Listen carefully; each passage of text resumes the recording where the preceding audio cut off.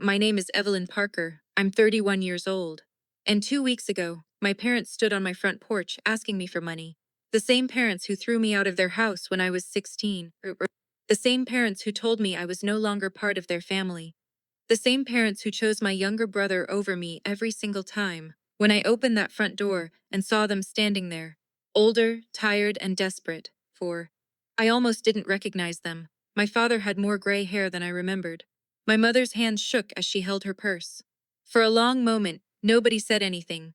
Then my father looked past me into the house, at the marble floors, the sweeping staircase, the floor-to-ceiling windows overlooking the water, and I watched the realization hit him. His daughter.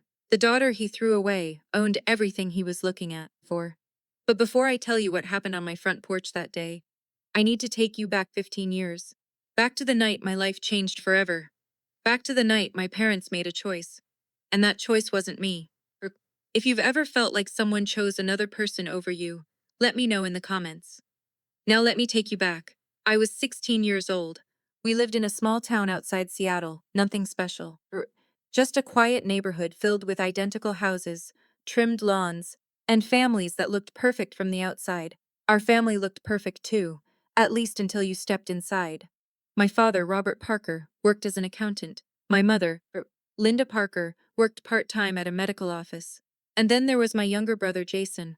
Jason's was 14, and according to my parents, Jason could do no wrong. It had always been that way. If Jason got a B on a test, we celebrated. If I got an A, it was expected. If Jason forgot his chores, he was tired. If I forgot mine, I was irresponsible. The rules were different, everyone could see it, even Jason knew it. Though to be fair, when we were younger, he wasn't a bad kid. Most of the problems came from my parents. They treated him like he was special, like he was destined for greatness. And eventually, he started believing it too. The first time I realized how serious the favoritism was happened when I was 13. I had been saving money for months, babysitting, walking dogs, helping neighbors, anything I could find. My goal was simple. I wanted a laptop for school, nothing fancy. Just something I could use for homework by summer. I'd saved almost half the money I needed. Then one afternoon I came home and found a brand new gaming computer sitting in Jason's room. The thing was enormous. Glowing lights, multiple monitors, the works. I remember standing there staring at it. Where did this come from? I asked. Jason grinned. Mom and Dad bought it. I laughed. At first I thought he was joking. He wasn't. That computer cost more than my parents made in a month. When I asked why, my mother smiled. Jason has talent with technology. Then she looked at me. Besides, you're good at saving money. As if that somehow made it fair. Looking back, I should have seen the warning signs. But when you're young, you keep hoping things will change. Or you keep believing people will eventually treat you the way they should. I believed that for years. Then everything started getting worse. Jason entered high school and immediately became obsessed with baseball. My parents were thrilled, they became convinced he was going to earn a college scholarship, maybe even go professional someday. Every conversation revolved around baseball. Every dollar revolved around baseball. Private coaches, equipment, travel teams, training camps. The expenses never stopped. Neither did my parents. Meanwhile, I was getting ready for college. I studied constantly, maintained top grades, worked part-time, applied for scholarships. I thought my hard work would matter. I was wrong. The summer before my junior year, I overheard my parents arguing in the kitchen. I wasn't trying to listen. I was walking downstairs for water, then I heard my name, so I stopped. We can't afford both, my father said. His voice sounded stressed. What choice do we have? My mother replied. Jason's tournament fees alone are almost 8,000 this year. 8,000, even at 16. I knew that was a huge amount of money. My father sighed. Evelyn keeps talking about college visits. There was a pause. Then my mother's answer changed everything. She'll figure it out. 4 words, that's all. She'll figure it out. Not will help. Not will find a way. Not she's our daughter. She'll figure it out. I stood there in the hallway listening. And for the first time, I realized something painful. My future wasn't their priority. Jason's was. After that, things moved fast. The financial pressure kept growing. My parents borrowed money, or used credit cards, took out loans. Everything went toward Jason's baseball dream. The strange thing was that Jason wasn't even that good. Decent? Sure, talented? Maybe future professional athlete? Not even close. But nobody could convince my parents of that, especially my father. By then, he had built his entire identity around Jason's success. Every game became a family event. Every statistic became a discussion. Every small achievement became proof that greatness was coming. Then came the night everything exploded. I remember every detail: the date, the weather, the smell of rain outside. I had just received a letter from a summer academic program, a prestigious one, the kind that could help with scholarships later. I was excited, more excited than I'd been in months. I ran into the kitchen holding the envelope. Mom, Dad, I got accepted. They looked up briefly. My father nodded. But that's nice. Then he returned to whatever baseball video he was watching with Jason. I stood there waiting. Nothing happened, no congratulations, no questions, no excitement, just silence. Something inside me finally snapped. And for the first time in my life, I said exactly what I was thinking. I had no idea that argument would end with me standing outside our front door a few hours later, holding a backpack, with nowhere to go, and hearing my father say words I would never forget. Words that changed the course of my entire life. Words that would eventually cost him everything. The argument started with 4 words. That's nice, Dad. I wish I could tell you I said it calmly. Or I didn't. 16 years of frustration came pouring out all at once. My father looked up from the television. What did you say? I was still holding the acceptance letter. The paper shook slightly in my hand. I said, that's nice. My voice cracked. That's exactly what you always say. The room went quiet. Jason stopped talking. My mother slowly lowered her coffee cup. For a moment, I almost backed down. Then something inside me refused. You don't even care what I got accepted into. My father frowned. Don't start, Evelyn. No, let's start. The words surprised even me. You spend thousands of dollars on baseball camps, private coaches, travel teams, equipment, hotels, and tournaments. My finger pointed toward the acceptance letter. I get accepted into one of the best academic programs in the state, and all you can say is that's nice. My mother immediately stepped in. Your brother works hard, so do I. That's different. Different, there was that word again. The invisible rule that somehow made everything fair when it benefited Jason. I laughed, not because anything was funny, because I honestly couldn't believe what I was hearing. How is it different? Neither of them answered. And that answer told me everything. Jason shifted uncomfortably in his chair. For once, he looked embarrassed. Maybe we should just stay out of it, my father said sharply. Jason immediately fell silent. Dad turned back toward me, his expression hardening. You have no idea how much pressure we're under. I stared at him. Whose choice was that? The second the words left my mouth, I knew they landed hard. My father's face changed. Not angry at first, almost shocked then furious. What does that mean? It means nobody forced you to spend everything on baseball. My mother stood up. Enough, no. I shook my head. No, because nobody ever lets me talk. I looked directly at both of them. Every time I need something, there's no money. Every time Jason needs something, you somehow find it. Evelyn, no. Years of disappointment spilled out. The laptop, the college visits. The tutoring program, the school trip. Every single time the answer is no. Then I pointed toward Jason. But somehow there's always money for him. The silence afterward felt dangerous. My father stood slowly. His chair scraped against the kitchen floor. You sound jealous. After everything I'd said. That was his conclusion. Jealous. I laughed again. A harsh, bitter sound. I'm not jealous. Then what are you, hurt? The words slipped out before I could stop it. For a moment nobody moved. Nobody spoke, and for one brief second I thought maybe they understood. Maybe they finally saw it. Maybe they realized how much this had affected me. Then my mother crossed her arms. Life isn't always fair, Evelyn. I stared at her. Parents are supposed to try. That was the moment everything broke. My father's face turned red. You think you're the victim? I am. The word echoed through the kitchen. His hand slammed onto the table. Hard, the sound made everyone jump. You have food. You have clothes. You have a roof over your head. Do you know how many kids would be grateful for that? I felt tears forming, not because he yelled, because he genuinely believed that basic necessities were the same thing as love. You don't get it. No, he snapped. You don't get it. He pointed toward Jason. Your brother has a chance. A chance. I still remember those words. As if my future didn't count, as if my dreams were somehow smaller, less important, less worthy. A chance at what? I asked quietly. Something great. I looked around the kitchen at my mother, at my father, at my brother. Then I asked the question that changed everything. What if I have a chance too? Nobody answered, not immediately. Then my father said something I'll never forget. Not the same kind. The room went silent, for I felt something inside me go completely numb. There it was. The truth, the thing nobody ever wanted to say out loud. Jason mattered more. Not because he'd earned it. Not because he deserved it. Simply because they decided he did.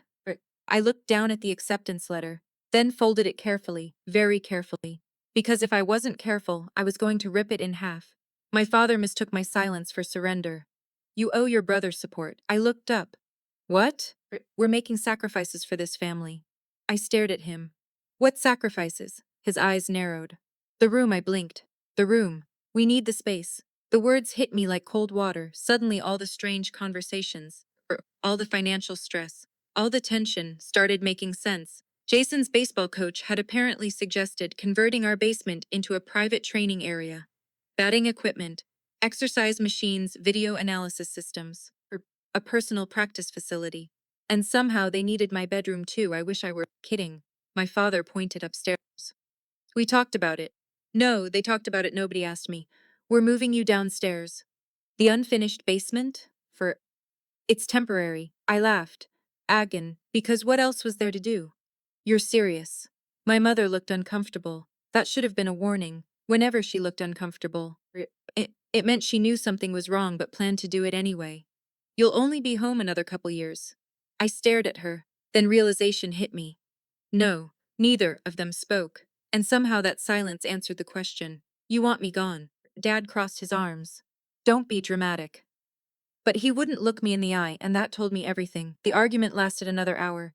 Voices raised, accusations flying, years of resentment exploding. Eventually, I said something I shouldn't have.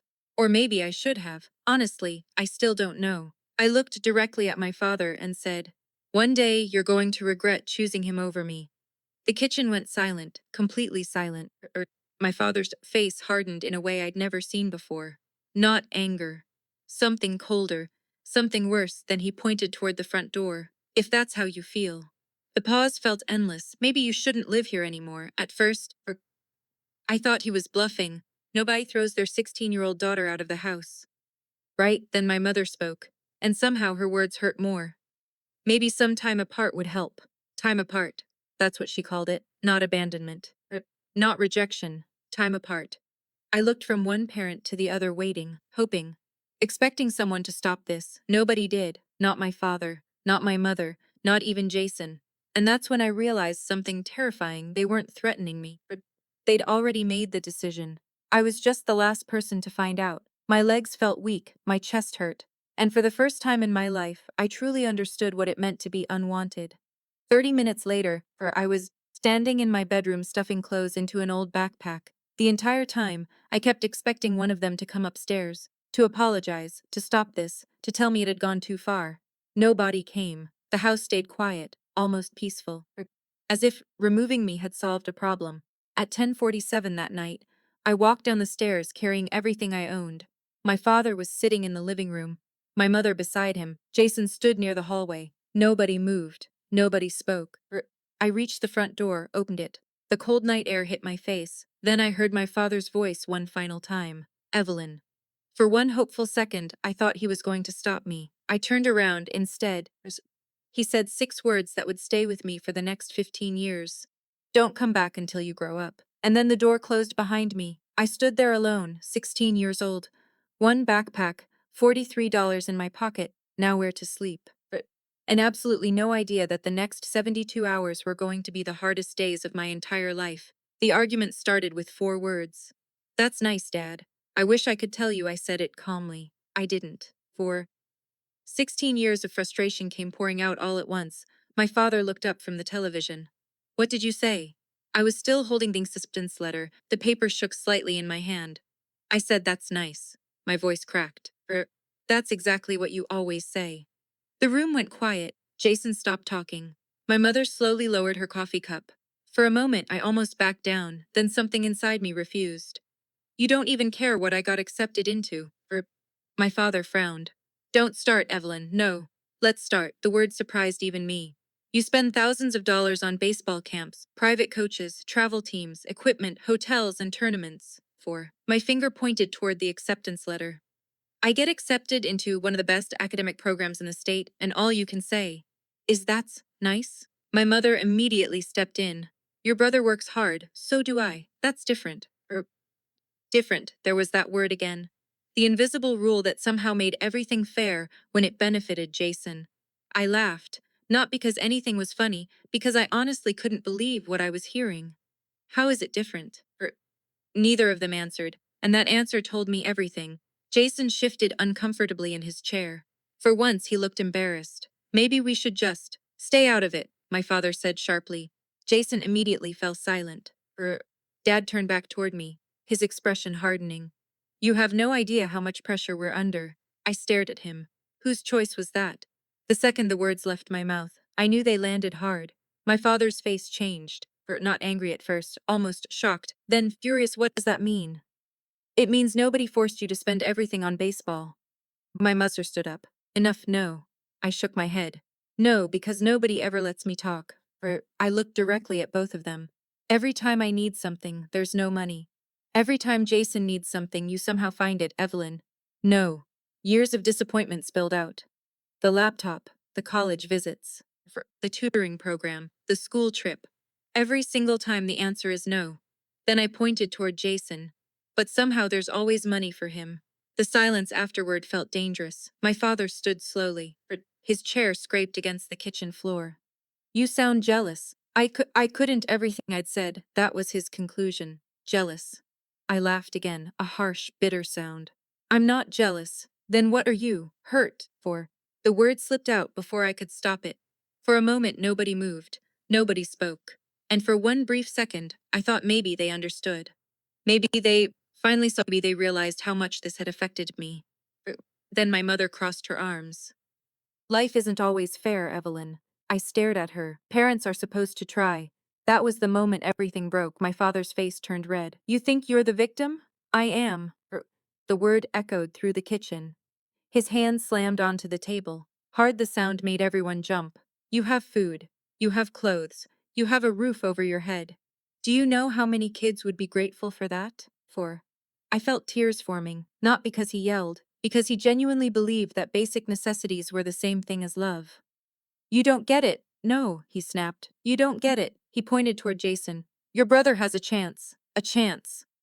I still remember those words, as if my future didn't count, as if my dreams were somehow smaller, less important, less worthy.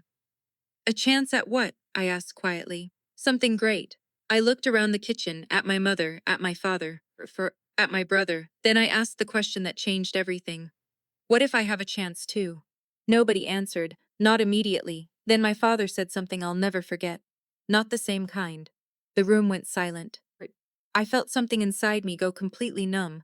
There it was. The truth. The thing nobody ever wanted to say out loud. Jason mattered more. Not because he'd earned it. Not because he deserved it. Simply because they decided he did.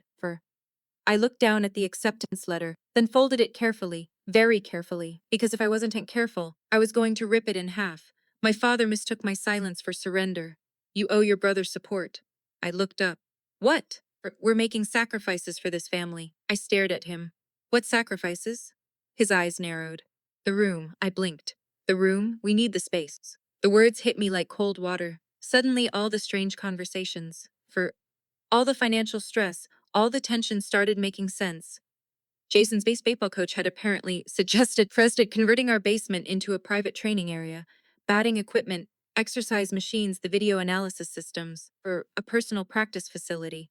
And somehow they needed my bedroom too. I wish I were kidding. My father pointed upstairs. We talked about it. No, they talked about it. Nobody asked me. We're moving you downstairs. The unfinished basement? It's temporary. I laughed, Agon, because what else was there to do? You're serious. My mother looked uncomfortable. That should have been a warning. Whenever she looked uncomfortable, it meant she knew something was wrong but planned to do it anyway. You'll only be home another couple years. I stared at her, then realization hit me. No, neither of them spoke, and somehow that silence answered the question. You want me gone? Dad crossed his arms. Don't be dramatic. But he wouldn't look me in the eye. And that told me everything. The argument lasted another hour. Voices raised, accusations flying, years of resentment exploding. Eventually, I said something I shouldn't have. Or maybe I should have. Honestly, I still don't know. I looked directly at my father and said, "One day you're going to regret choosing him over me." The kitchen went silent, completely silent. My father's face hardened in a way I'd never seen before. Not anger, something colder.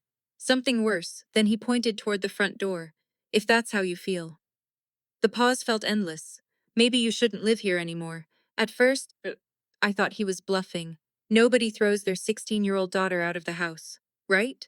Then my mother spoke, and somehow her words hurt more. Maybe some time apart would help. Time apart, that's what she called it. Not abandonment, not rejection. Time apart. I looked from one parent to the other, waiting, hoping, expecting someone to stop this. Nobody did. Not my father, not my mother, not even Jason. And that's when I realized something terrifying. They weren't threatening me, they'd already made the decision. I was just the last person to find out. My legs felt weak, my chest hurt, and for the first time in my life, I truly understood what it meant to be unwanted. 30 minutes later, I was standing in my bedroom stuffing clothes into an old backpack. The entire time, I kept expecting one of them to come upstairs, to apologize, to stop this, to tell me it had gone too far. Nobody came. The house stayed quiet, almost peaceful, as if removing me had solved a problem. At 10:47 that night, I walked down the stairs carrying everything I owned. My father was sitting in the living room, my mother beside him. Jason stood near the hallway. Nobody moved. Nobody spoke. I reached the front door, opened it. The cold night air hit my face. Then I heard my father's voice one final time. "Evelyn." For one hopeful second, I thought he was going to stop me. I turned around. Instead, he said 6 words that would stay with me for the next 15 years. "Don't come back until you grow up." And then the door closed behind me. I stood there alone, 16 years old, one backpack, $43 in my pocket, now where to sleep, and absolutely no idea that the next 72 hours were going to be the hardest days of my entire life. The call came on a Tuesday afternoon. I was sitting in the library after school. For 3 days, I checked my phone every hour, part of me still hoped. Maybe my mother would call. Maybe my father would apologize. Maybe somebody would finally say this had gone too far. Instead, my phone lit up with Dad's name. For a second, I couldn't breathe. My hands started shaking. I stared at the screen until the last possible moment before answering. "Hello?" There was no apology, no greeting, no hesitation, just my father's voice. "Where are you staying?" The question should have sounded caring. It didn't. It sounded practical, like he was gathering information. I swallowed. "I'm okay." That's not what I asked. The coldness in his voice surprised me, not because it was new, because I had spent 3 days convincing myself it wasn't real. "I'm staying somewhere safe." A pause, then "good." That single word hurt more than being yelled at. Good, not "thank God." Not "we've been worried," just good, as if I were a package that had arrived at the correct address. I waited. Silence stretched between us. Finally, I asked the question, "Why are you calling?" Another pause. Then he got to the point. "We need your car." I honestly thought I'd heard him wrong. My what? The Honda. I blinked. The old Honda Civic. For the car I'd spent nearly 2 years saving for. The car I'd bought with babysitting money, waitressing shifts, and every spare dollar I could find. The car that was legally registered in my name. "We need it for Jason." For a moment, I couldn't speak. I just stared at the library wall, trying to process what I was hearing. "You threw me out." My voice barely worked. "You haven't called for 3 days. Your mother and I have been busy." Busy. Of course, and now he wanted my car. Jason's tournament is this weekend," Dad continued. "Our SUV is having transmission problems." I laughed, actually laughed. A short, broken sound, because somehow this situation had become absurd. "You want my car? Don't make this difficult." There it was again. That phrase, the assumption that everything I owned automatically belonged to the family. Or more specifically, belonged to Jason. "I need transportation." Dad sighed dramatically. "As usual, you're only thinking about yourself." I nearly dropped the phone. For 3 days, I'd been sleeping in a rented room, working out how to survive, trying not to panic about money, and somehow I was the selfish one. I looked around the library, students studying, people reading, normal lives continuing around me. Meanwhile, my father was calling to take away one of the few things I had left. No. The word came out stronger than I expected. Science then. What did you say? I said no. His breathing changed. I could hear the anger building. You owe this family. No. After everything we've done for you. I laughed again. This time he heard it. What is so funny? The words exploded out before I could stop them. You kicked me out. The entire library seemed to disappear. All I could hear was my own voice. You kicked me out. You haven't checked if I'm okay. You haven't asked if I have food. You haven't asked where I sleep. And now you're calling because you want my car. Silence. Long silence. Then Dad said something that changed everything. Something that removed every remaining doubt. Jason's future is more important right now.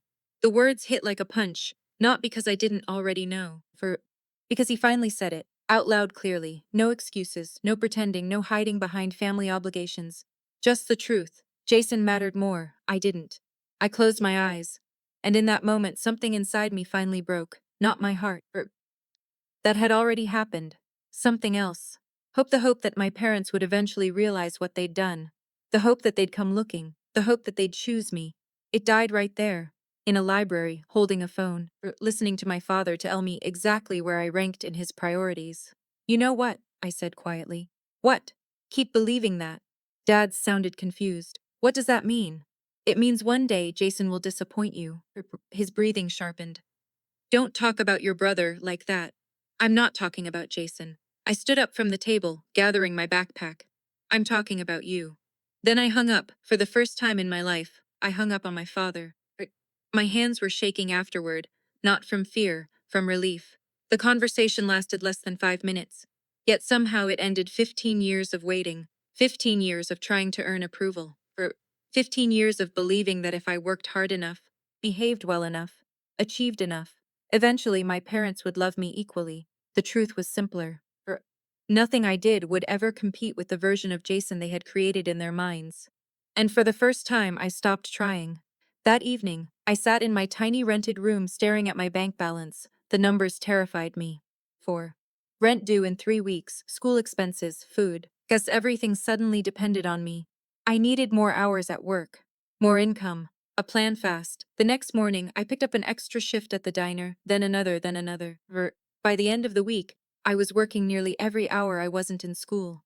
Exhausting but necessary. What I didn't realize was that someone had been quietly watching, not in a creepy way, in a concerned way. Someone who saw me arriving before sunrise, leaving after dark, studying during breaks, falling asleep over textbooks, and, one evening just before closing time, that person would make me an offer that changed the direction of my entire life. An offer that would eventually lead me from a tiny rented room to a company worth millions.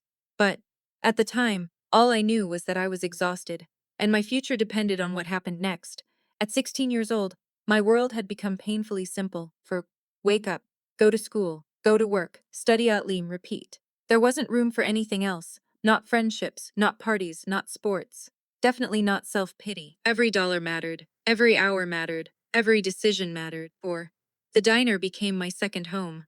Actually, if I was being honest, it felt more like home than my parents' house ever had. The place opened at 5 in the morning. The smell of coffee filled the air before sunrise. Regular customers sat in the same booths every day. Truck drivers, teachers, readeries, construction workers. People who worked hard and usually treated others with respect. Something I was still getting used to. Most afternoons after school, I'd rush straight there, chant into my uniform, tie my apron, and work until closing. Then I'd sit in a corner booth, doing homework while the staff cleaned up. It wasn't glamorous, but it kept me alive. One evening, about 2 months after my father called, asking for my car, I was sitting in that corner booth working through algebra problems. I must have looked exhausted, because someone finally said something. Evelyn. I looked up. The diner owner, Frank Sullivan, stood across from me. Frank was in his late 50s, tall, broad shoulders, permanent coffee cup in one hand. The kind of man who looked intimidating until he smiled. Then he looked like everybody's favorite uncle. You okay? I nodded automatically. Sure, Frank laughed. No, you're not. He pulled out a chair and sat down. I immediately became nervous. Adults sitting down for serious conversations usually meant bad news. Frank studied me for a moment, then said something unexpected. You're carrying too much. I stared at him. What responsibility? He pointed at my books, School, then my uniform. Work, then my tired face. Everything else. I looked away. Nobody had ever said that before. Most people just told me to work harder, Frank sighed. My dad used to say something. I waited.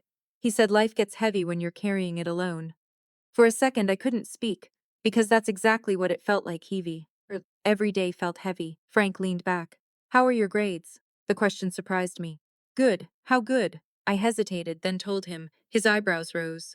Seriously, I nodded. Even with everything happening, I was still near the top of my class. School remained the one thing nobody could take away from me. Frank looked impressed, then thoughtful. Very thoughtful. Finally, he asked, what do you want to do after graduation? Nobody had asked me that in months. I wasn't sure anyone cared. For college. The answer came immediately. What for? Business. That surprised him, and honestly, it surprised me a little, too. When I was younger, I wanted to be a teacher, then life happened. And somewhere along the way, I became fascinated with how businesses worked, how money moved, how decisions were made, how companies survived. Frank nodded slowly, then he smiled, a real smile. Good. That was it, one word. Good. Yet somehow it meant more than all the conversations I'd had with my parents combined. A week later, Frank called me into his office. Immediately, I assumed I was in trouble. Instead, he handed me an envelope. I looked down, confused. What is this? Open it. Inside was money, a lot of money. At least to me. $500. My eyes widened. It's not charity. Frank leaned back. It's an advance. For what future work? I stared at him, still confused. Then he explained, one of his assistant managers had quit unexpectedly. Frank needed help with scheduling, basic bookkeeping, the boring behind-the-scenes stuff. Most teenagers wouldn't be interested. I was very interested, especially because it paid better than waitressing, much better. For the first time since leaving home, I felt something dangerous hope. Over the next year, Frank taught me everything.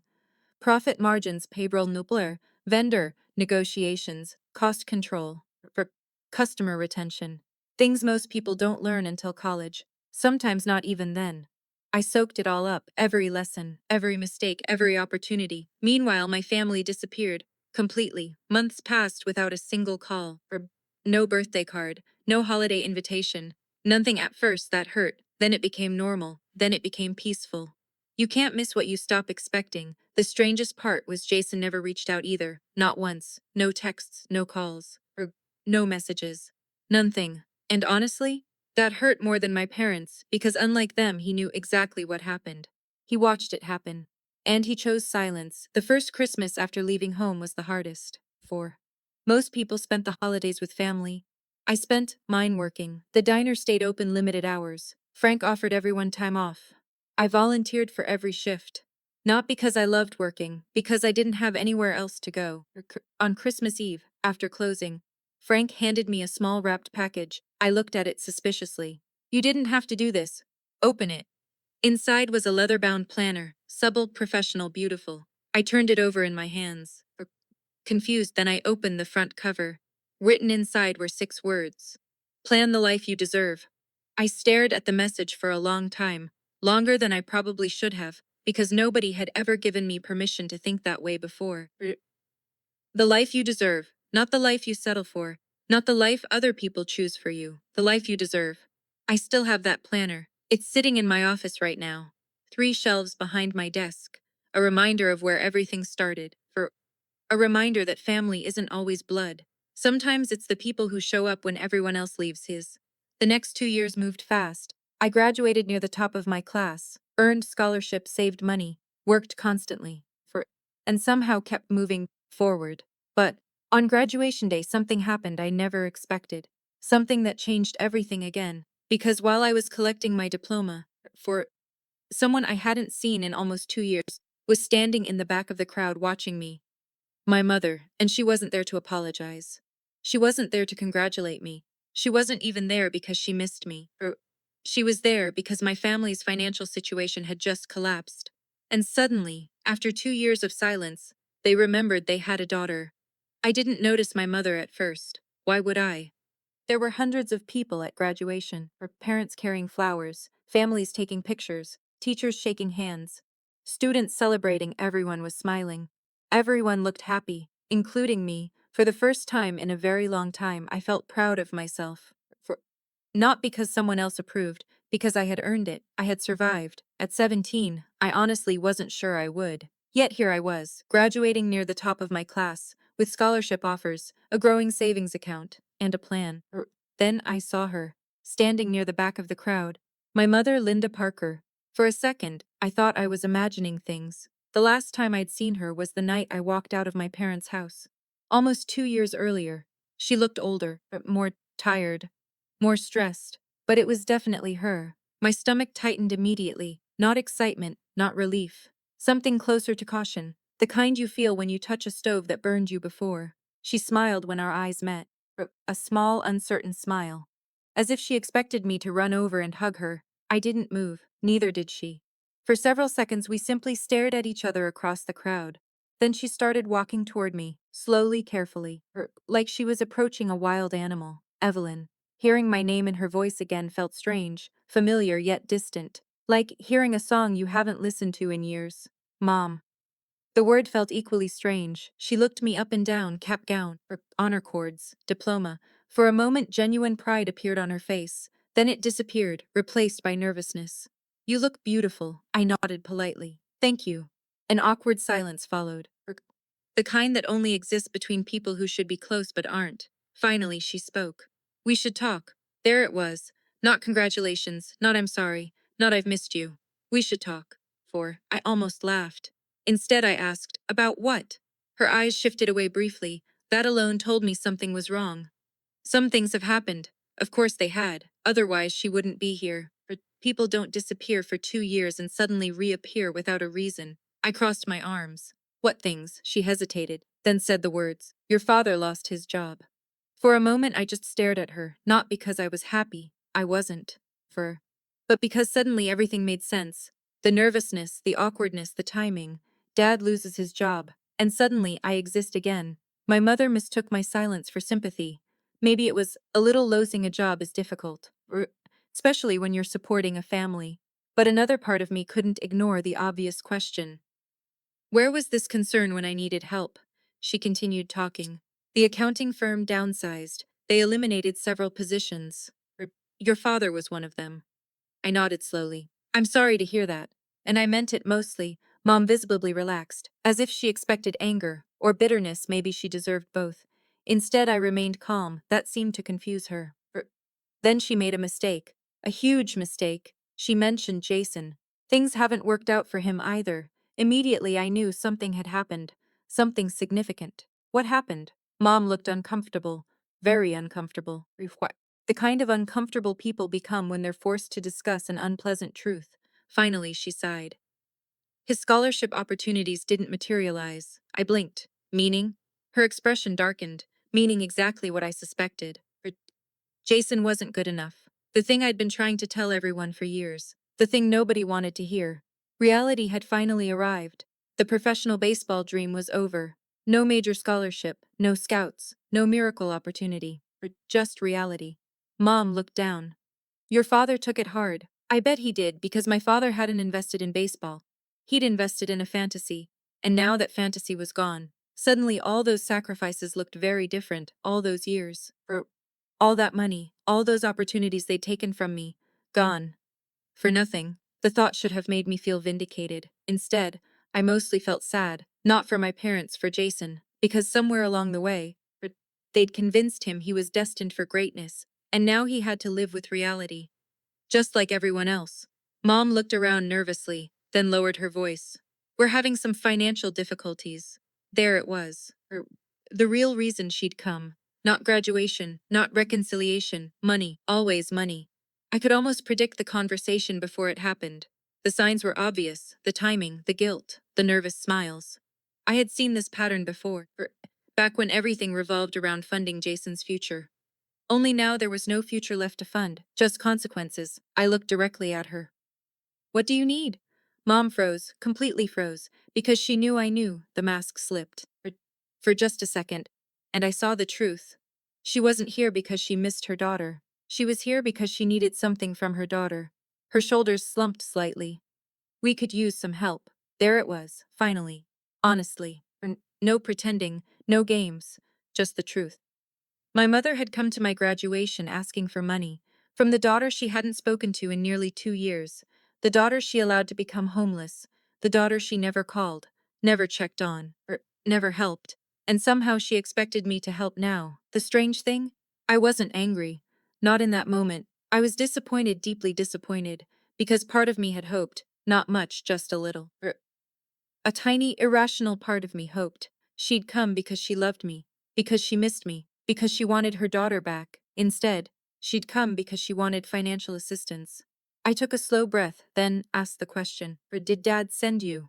The answer arrived instantly. Yes. Of course he did. My father couldn't even ask himself, he sent Mom instead. Probably because he knew she had a better chance. Probably because he knew I still loved her. That realization hurt more than I expected. Mom reached into her purse, pulled out a folded piece of paper. I didn't take it. What is it? A list. A list, the word sounded ridiculous. Then she explained mortgage payments, credit card debt, for car loans, medical bills, past due balances, every bad financial decision from the last several years collected on a single sheet of paper. The total made my stomach drop. It was enormous, far beyond anything I could help with. Far beyond anything any teenager could help with. Which made one thing painfully obvious. My family wasn't struggling, they were drowning.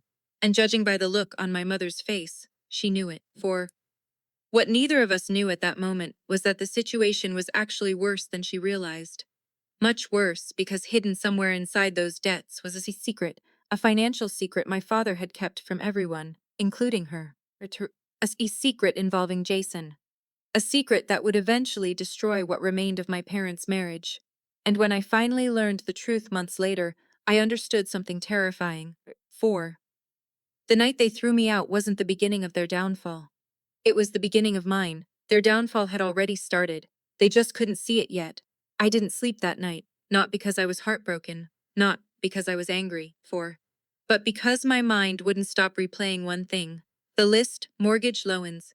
Debt, every number my mother had shown me burned into my thoughts, like a warning sign I couldn't ignore. By morning, I had already made a decision. I wasn't going to help them. Not yet, not like that, because something about the situation didn't feel complete. It felt staged, like I was only being shown the part they wanted me to see. At 9:14 a.m., I got a message, no number. But I recognized the tone immediately. Jason, can we talk? That was it. No greeting, no explanation, just that.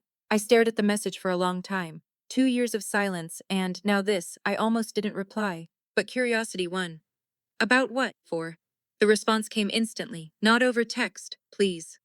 There was something different about that message. Not manipulation, not entitlement, something closer to exhaustion. Against my better judgment, I agreed. We met at a small park near the edge of town. Nothing special.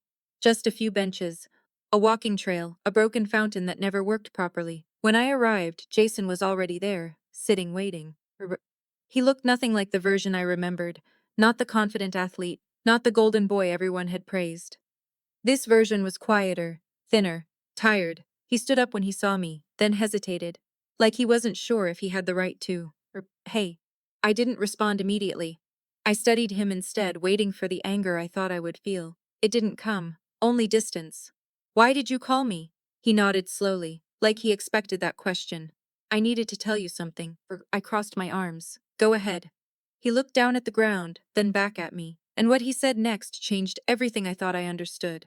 It wasn't just bad luck, I frowned. What wasn't? My scholarship, my career, all of it.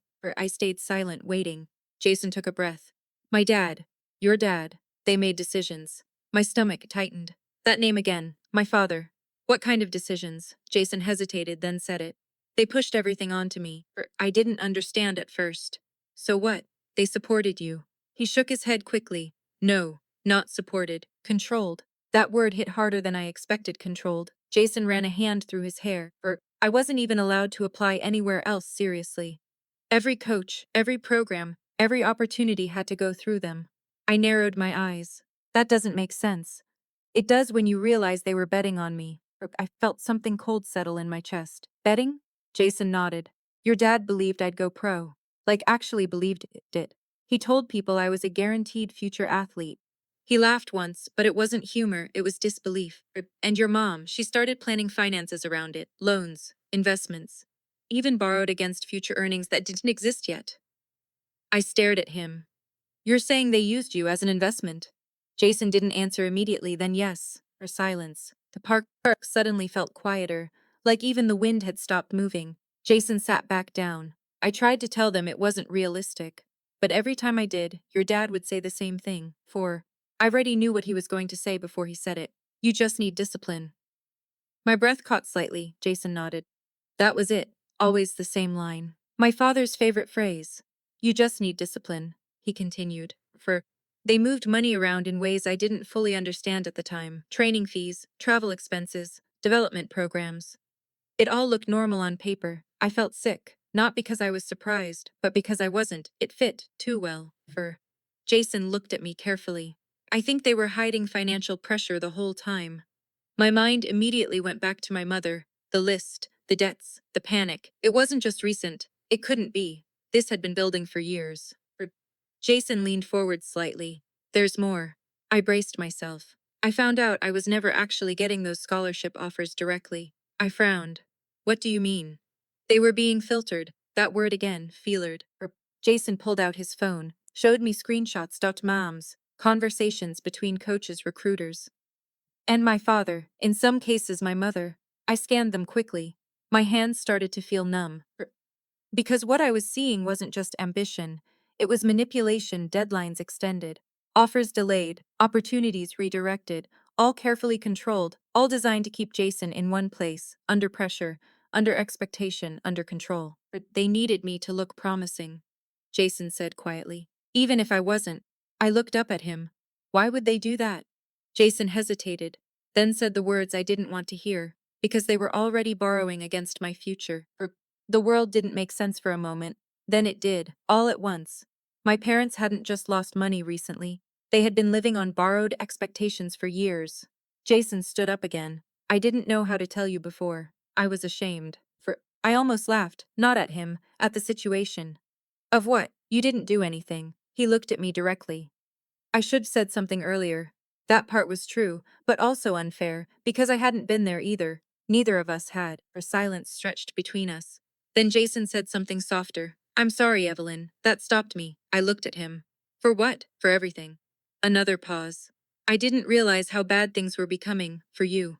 I swallowed. Because suddenly I understood something uncomfortable. Jason wasn't just part of my family's financial collapse. He was part of their escape plan. A plan that failed, but a plan nonetheless. I stepped back slightly.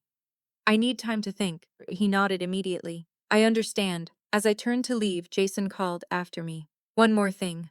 I looked back. His expression was serious. This isn't over. I frowned. What do you mean? He hesitated, then said, If your parents were willing to risk everything on me, they were willing to risk more than just money. That sentence stayed with me long after I left the park, because it raised a question I hadn't considered before. If Jason was telling the truth, then my family's collapse wasn't just financial mismanagement, it was strategy. And somewhere in that strategy, there was still something missing, something my parents hadn't told me, something they were still hiding. And I had a feeling I was finally close to finding it. After I left the park, I didn't go home. Home wasn't a place anymore. It was a pressure point. A place where every silence felt like a question, every door closing felt like a secret. So I walked for almost an hour, just thinking. Jason's words kept repeating in my head. They were betting on me. They were borrowing against my future. It wasn't just financial failure. It was planned exposure, a controlled gamble that went wrong. And somehow, I was standing in the middle of the fallout. When I finally got back, my phone was already buzzing. 3 missed calls. 2 from my mother, 1 from my father, then a message. Call us now. No explanation, no politeness, just urgency. I didn't call back immediately. Instead, I sat on my bed and stared at the screen, waiting for my emotions to catch up with what I now knew. They didn't. Instead, something else formed. Clarity at exactly 6:02 p.m., I answered. My father's voice came through first, sharp, controlled, but strained. Where have you been? I didn't answer immediately. Out. A pause. That's not what we need to talk about. Of course it wasn't. My mother came on the line, her voice softer, but more careful. Evelyn, we need you to come home. That word again, home, like it still meant something. I stayed quiet, then asked the only question that mattered. Why? A pause. Longer this time. Then my father spoke again. Jason came to us. My stomach tightened. Yeah, I know. That wasn't expected. My mother reacted first. You've seen him. Yes. Another pause. Then my father, sharper now. What did he tell you? I leaned back against my bed. Enough. That wasn't a lie. But it wasn't everything either, because I still hadn't told them I knew about the financial manipulation, or the hidden emails, or the filtered opportunities. I wanted to hear them first, hear how they would explain it. My mother exhaled slowly, for it's not what you think. That sentence. Always that sentence. I closed my eyes, then explain it. Silence, then my father spoke again. Jason misunderstood a lot of things. I almost laughed. Misunderstood? Yes, he said quickly. We supported him. We invested in his training because we believed he had potential. Believed, I repeated. Yes. My voice sharpened slightly, and borrowing against his future, a pause. What? I opened my eyes. There it was, the gap. Either confusion or denial, or both. I pushed further. The emails. The recruiters. The scholarships you redirected. Silence heavy. Then my mother's voice changed, not soft anymore, careful. What exactly did Jason show you? That was the moment everything became clear. They didn't know how much I knew. Not yet. My father took the phone back. Evelyn, listen to me very carefully. His tone shifted, the tone he used when he was trying to regain control of a situation. Jason is unstable right now. He's angry. He's blaming everyone except himself. I said nothing, he continued. He didn't get what he expected, and now he's rewriting history. That word again. History rewriting. My grip tightened on the phone. Is that your explanation? Yes. Simple. Confident. Too confident. My mother stepped in again. We didn't do anything wrong. We made decisions based on the information we had at the time. I exhaled slowly, so did they. For the story was already forming. Not truth, but defense. Always defense. I stood up and walked to my window. Outside, the street was calm, normal, unaware. Then why are you in debt? I asked. Silence again. This one lasted longer. My father finally responded. That's complicated. Of course it was. Everything was complicated when they didn't want to answer directly. I turned away from the window. Jason told me you were using projected earnings to secure loans. For another silence. Then my mother, that's not exactly. My father cut her off. It was a standard risk assessment. I narrowed my eyes. On a teenager? No answer. That was the answer. I sat back down slowly, and something inside me shifted. Not anger, not sadness, understanding. This wasn't just poor judgment. This was escalation. Each decision layered on top of the last, each justification built to protect the previous one, until reality itself became optional. My father sighed heavily. We need you to be careful about what you believe, Evelyn. That sentence almost made me laugh again. You mean Jason? Yes. I leaned forward. What if I don't believe either of you? Silence. That hit differently. My mother spoke again, but softer now. We're your parents. That line, the final fallback, the emotional anchor, the last card. I stood up. No, I said quietly. You were my parents. Silence, silence. Even the line crackled slightly. Then my father's voice returned, lower, controlled, but different now. You're making a mistake. I shook my head. I don't think I am. I ended the call before either of them could respond. Then I sat there, pawning in hand, breathing slowly, because something had just changed. Not outside, inside. For the first time, I wasn't reacting to their story. I was outside it, looking in, and what I saw wasn't a family struggling with bad luck. It was a system collapsing under its own choices. The next morning, I received an email from a bank I had never dealt with directly, but I recognized the name attached to it instantly.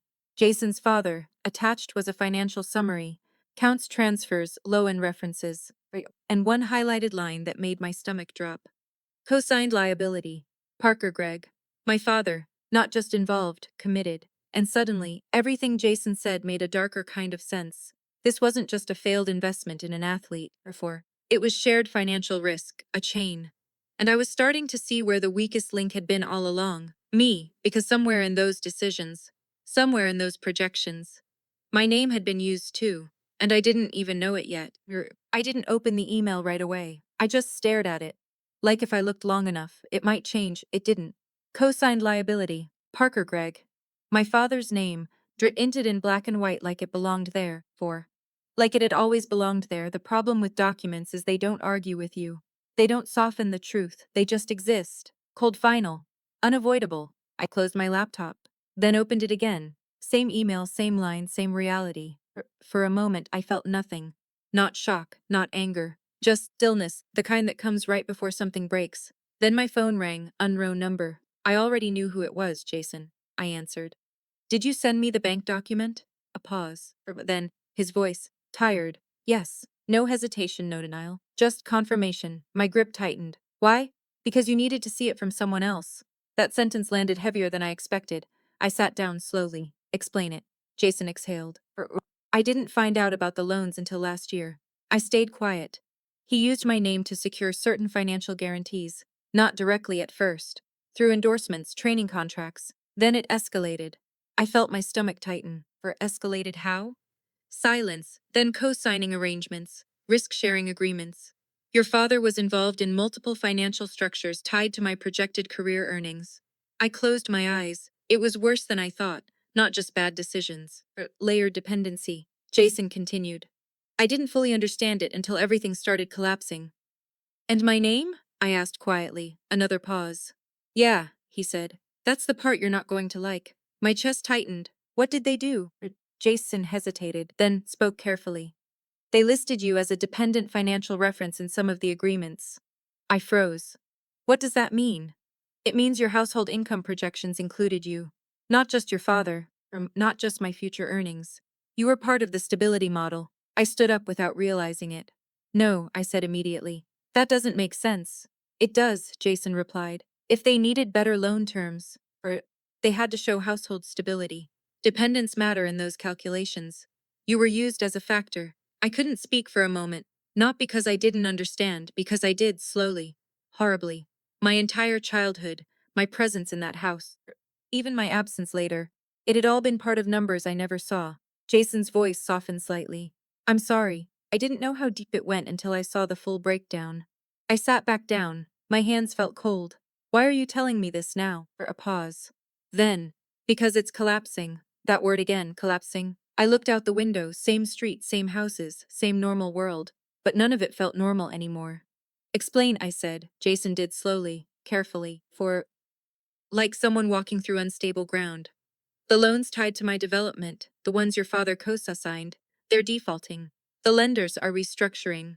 And because your father is attached to multiple guarantees, they're calling everything. For everything? Yes. A pause. Then the part that made my chest go tight again. And your name is appearing in the household risk documentation.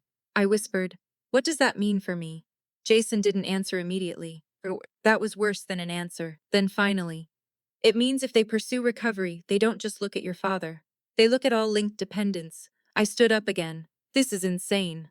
I know, Jason said quietly, but it's how the system works when things get overleveraged. Silence. My mind was moving too fast. Too many pieces. Too many consequences. Too many years of decisions I never saw. Why didn't anyone tell me? I asked. Jason answered immediately. Because you were never supposed to be part of the visible risk. That sentence stayed with me. Visible risk, I repeated it slowly. So what am I now? Jason hesitated, then said the truth. I think you're collateral they forgot to remove. My breath caught. Collateral. Not daughter. Not person, a variable, a missing adjustment. I ended the call without another word. Not because I was angry, but because I needed silence. Real silence. Not the kind filled with explanations and excuses. The kind where I could think. For the first time, I didn't think about what my parents did to me emotionally. I thought about what they might have done legally, financially, structurally, systematically.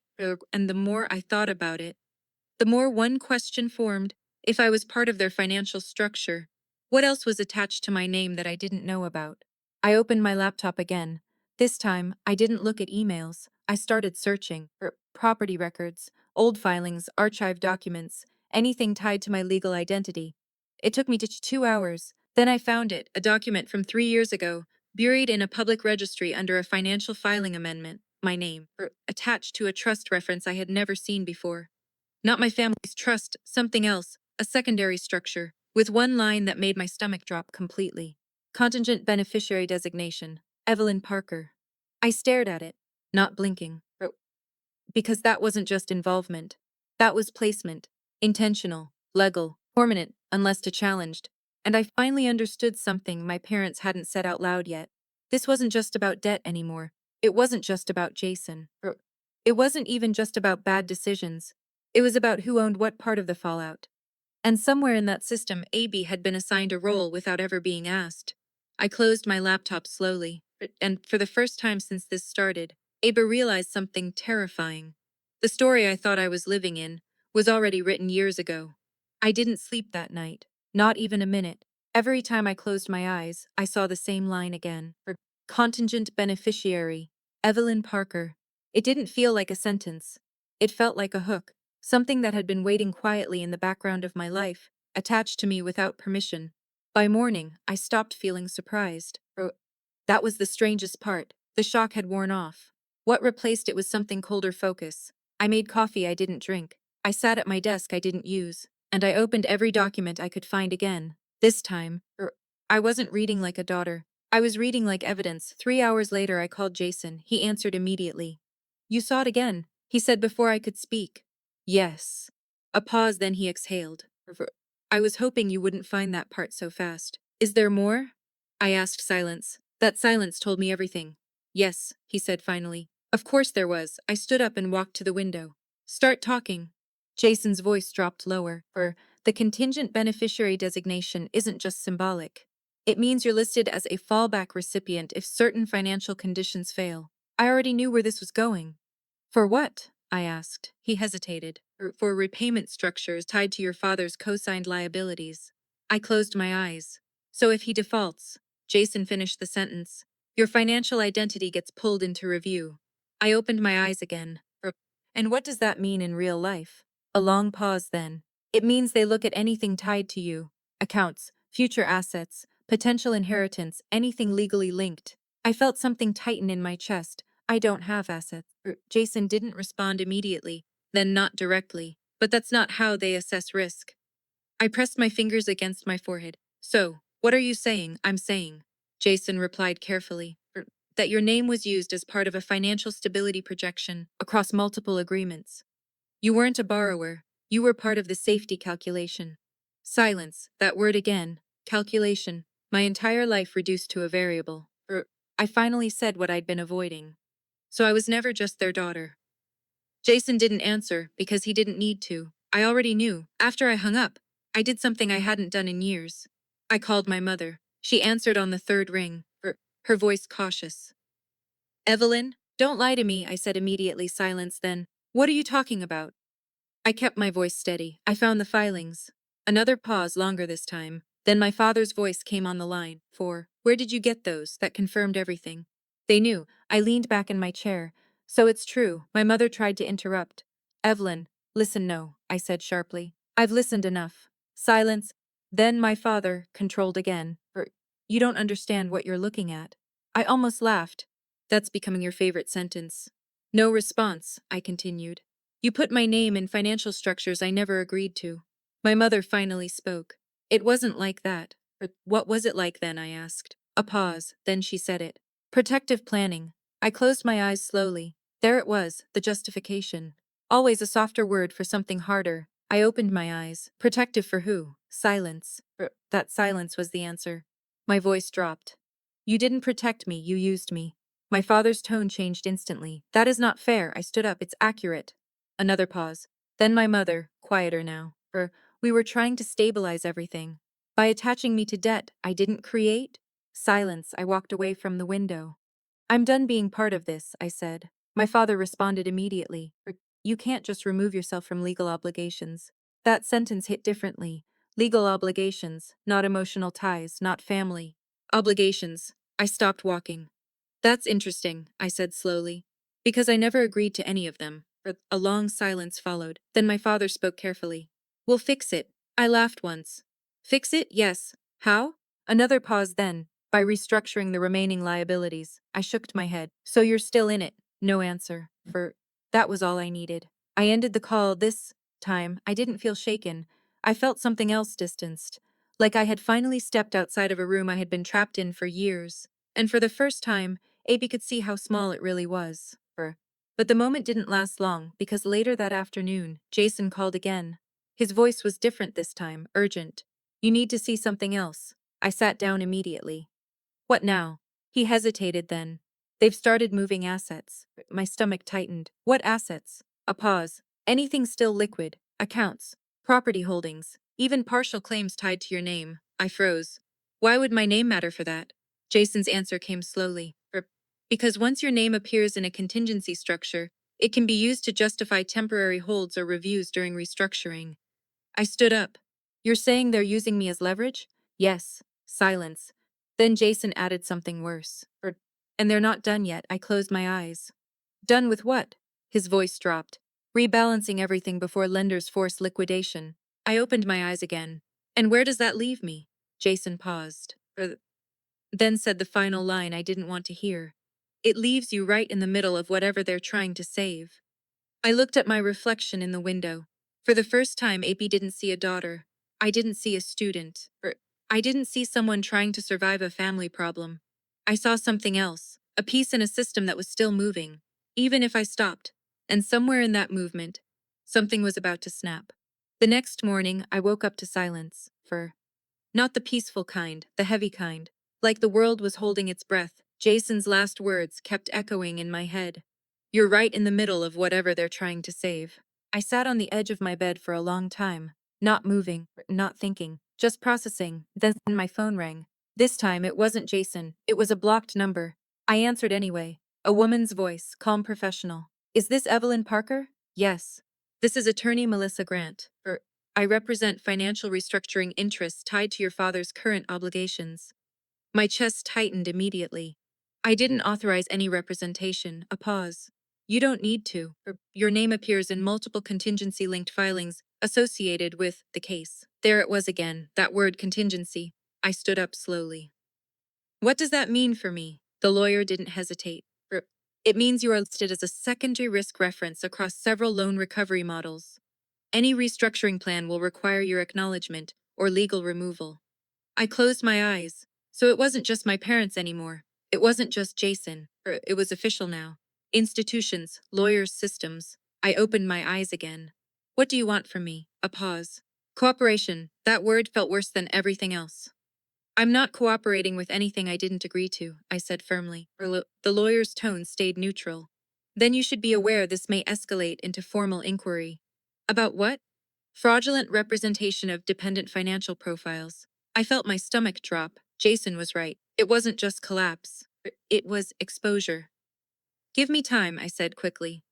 You have 48 hours before the next filing phase begins, she replied. Then the line went dead. I stood there for a long time after the call ended. 48 hours. That wasn't much. But it was enough to act. I grabbed my jacket and left immediately. I didn't go home. I went to the only place that still felt stable, Frank's diner. When I walked in, Frank looked up from the counter. One look at my face, and he knew something was wrong. You look like hell, he said. I almost laughed. Thanks. He waved me to a booth. Sit. I did. For the first time in days, I didn't feel like I was being watched or measured, just listened to.